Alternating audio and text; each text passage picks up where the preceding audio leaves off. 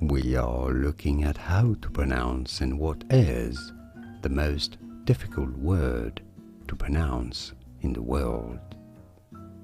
So it's obviously subjective, but here are a couple of suggestions for you. Some might think and say that the most difficult word to pronounce, the hardest word to pronounce in the world, is rural.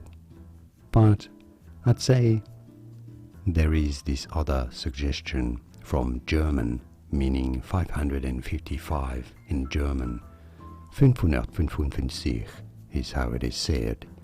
I'd say it's probably one of the most difficult words to pronounce in the world, if not the hardest one. And now you know. More videos here on how to pronounce more interesting and impossible to say words. I'll see you there to learn more.